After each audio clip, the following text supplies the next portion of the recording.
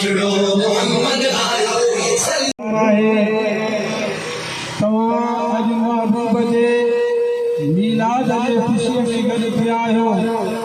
इहो फ़क़ति किरयाले शहर जा माण्हू न, पर जिथे जिथे महबूब जा उम्मती महबूब जा आशिक़ रहनि था, पूरी दुनिया में हर कोने में हर जगह ते महबूब जा दीवाना महबूब जा आशिक़ पंहिंजी मुहबत जो इज़हार अहिड़े नमूने सां कनि पिया।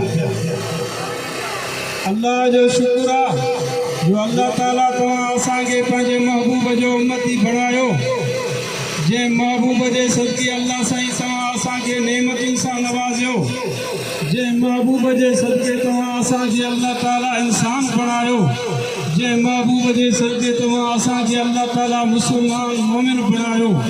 उन महबूब जे आमद जे ख़ुशीअ में तव्हां असांखे गॾाईंदो।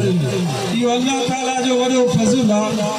अल्लाह ताला पंहिंजे पाक कलाम में इरशाद फरमायो, ज़ालिक फ़ज़्लुल्लाहि युतीहि मन यशा वल्लाहु ज़ुल फ़ज़्लिल अज़ीम। इहो अल्लाह जो फज़ुल आहे ऐं इहो अल्लाह पंहिंजो फज़ुल जंहिंखे चाहींदो आहे उनखे अता फरमाईंदो आहे। इमाम अस्क़लानी इन आयत जे तहत लिखियो आहे त इन फज़ुल मां मुराद हुज़ूर नबी करीम अलैहिस्सलातु वस्सलाम जंहिंजी ज़ात आहे। यानी अल्लाह ताला ही पंहिंजो फज़ुल जंहिंखे अता फरमाए पंहिंजी मशीअत सां अता फरमाए।